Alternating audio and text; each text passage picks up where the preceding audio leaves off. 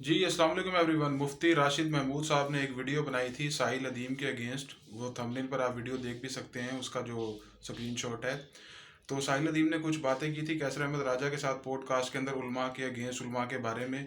तो उसको बेसिकली इन्होंने रिस्पॉन्ड करने की कोशिश की है। तो एनालाइज करते हैं कि किस हद तक ये कामयाब रहे हैं साहिल अदीम के जो एतराज़ात हैं उनको रिस्पॉन्ड करने के अंदर। अगर आप चैनल पर न्यू है तो काइंडली इसको सब्सक्राइब कर लें और बेल आइकन को लाजमी प्रेस कर लें। अच्छा, मुफ्ती साहब के रिस्पॉन्स पर जाने से पहले हम ये देख लेते हैं कि जो साहिल अदीम ने कैसर अहमद राजा साहब के साथ बातें की थी, जो बेसिकली उन्होंने एतराज़ात किए थे उलमा के ऊपर, उनको थोड़ा सा ब्रीफली देख लेते हैं। और जो मोस्टली उनका नैरेटिव भी होता है साहिल अदीम का। फर्स्टली तो उन्होंने ये कहा था कि उलमा की जो परफॉर्मेंस है जब से पाकिस्तान बना है वो बिल्कुल क्या है, सिफर है। ठीक है, लाइक वो पॉलिटिकली कोई भी उस तरह से अपना इन्फ्लुएंस नहीं दिखा पाए। और एजुकेशन का, हमारा जो रिलीजियस एजुकेशन है उसको अगर हम देख लें तो उसमें वो उस तरह से उनका इन्फ्लुएंस हमें नज़र नहीं आता। और इसी तरह जो इस्लाम है उसको उन्होंने एज ए सिस्टम नहीं समझा हुआ, बल्कि उसको उन्होंने जो है वो नमाज, रोज़ा, ज़कात, हज, इन सारी चीज़ों तक जो है वो लिमिटेड कर दिया। और जो हमारे ग्लोबल इशूज़ हैं, लाइक जो हमारा पैलेस्टाइन इशू है, उसके ऊपर जो है वो ये कभी भी हमारी जो गवर्नमेंट्स हैं उनको जो है वो फोर्स नहीं कर सके, उनको कंपेल नहीं कर सके कि कोई कोई वो एक्शन लें। और जबकि जब इनके मफाद के ऊपर बात आती है या इनके जो इंटरेस्ट हैं उनके ऊपर बात आती है तो ये असम्बलियों से जो है वो बिल भी जो है वो पास करवा लेते हैं।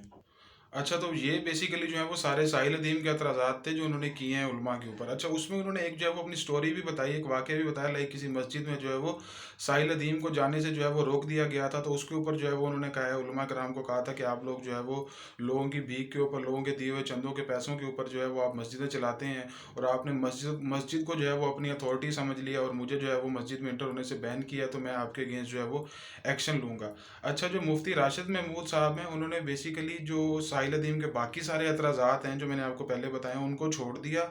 और ये वाला जो एक उनका पोर्शन है कि जनाब उलमा को उन्होंने कहा है कि आप लोगों की भीख के ऊपर, चंदों के ऊपर पलते हैं, तो जनाब मैं आपके ऊपर एक्शन लूँगा। तो इसके ऊपर जो है वो मुफ्ती राशिद ने रिस्पॉन्ड किया है। और रिस्पॉन्ड में वो क्या बता रहे हैं कि उन्होंने अपनी जो कंट्रीब्यूशन है वो ये बताई है कि जनाब जो मिर्ज़ा ग़ुलाम अहमद कादियानी था, उसने जो कादियानियत की सारी तहरीक चलाई थी उसके अगेंस्ट जो है वो उलमाए कराम ही खड़े हुए थे। उलमाए कराम ने ही जो है वो उनका डिफेंस किया था। तो मतलब वो बस जो ये एक उन्होंने डिफेंस किया है उसी के ऊपर सेटिस्फाइड हैं। और बाकी जो मतलब कंट्रीब्यूशन होनी चाहिए पॉलिटिक्स के अंदर, सोसाइटी के अंदर, एजुकेशन के अंदर, फॉरेन पॉलिसी के अंदर, गवर्नमेंट के अंदर इनको आना चाहिए, इस्लाम को एज ए सिस्टम जो है वो रिप्रेजेंट होना चाहिए, उसके ऊपर जो है वो मुफ्ती साहब ने कोई बात नहीं की। जस्ट यही कहा है कि जी हमने जो है वो डिफेंस कर लिया था कादियानियों के अगेंस्ट, दैट्स इट। तो इसके अलावा वो जो अपनी कोई भी एक कंट्रीब्यूशन है सिंगल वो नहीं गिनवा सके। तो यहाँ से तो फिर क्लियरली यही लगता है ना कि जो साहिल अदीम की बातें हैं, जो उनके एतराज़ात हैं, जो उनकी ऑब्जेक्शंस हैं, उनका कोई भी ये थॉरोली, टेक्निकली, कॉम्प्रिहेंसिवली आंसर नहीं कर सके। अच्छा, मेरा इसमें अपना पर्सनल व्यू ये है, बिलीव ये है कि अगर कुछ सर्कमस्टेंसेस की वजह से जो हमारे उलमाए कराम है वो उस तरह से मूवमेंट नहीं चला सके, या इस्लाम को एज ए सिस्टम समझने में उन्हें कोई मिस्टेक हुई है, कोई गलती हुई है, ठीक है, ये जो गवर्नमेंट्स के साथ उन्होंने अपने जो है वो इंटरेस्ट के लिए मामला तय कर लिए, वट्सएवर जो भी हुआ। तो अब पॉइंट ये है कि आज का जो दौर है आप किसी भी चीज़ को टेक्निकली, रैशनली समझ सकते हैं, ठीक है। आर्गूमेंट्स जब आप करते हैं तो आपको क्लियर हो जाता है कि कौन सी चीज़ जो है वो राइट है, कौन सी चीज़ जो है वो रॉन्ग है।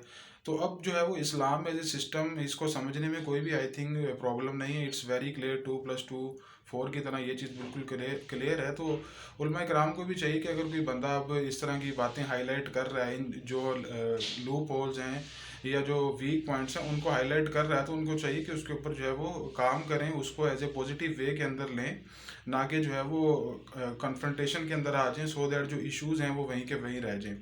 बाकी साहिल अदीम साहब भी अगर जो अपना उनका स्टाइल है थोड़ा सा प्रीचिंग का, तो उसको अगर वो थोड़ा सा मॉडरेट कर लें, और ठीक है अग्रेशन रखें लेकिन वहाँ पर रखें जहाँ पर मतलब ज़रूरी है इंतहाई। बाकी अगर जो हमारे ये ब्रदर्स ही हैं, मुस्लिम ब्रदर्स हैं, इनके साथ अगर वो थोड़ा सा अपना मतलब जो स्टाइल है उसको मॉडरेट कर लें तो आई थिंक रिजल्ट पॉजिटिव आ सकते हैं। बाकी वीडियो देखने का शुक्रिया। वीडियो अच्छी लगे तो लाइक करें, शेयर करें, चैनल को सब्सक्राइब करें। Thank you so much, take care, Allah हाफिज़।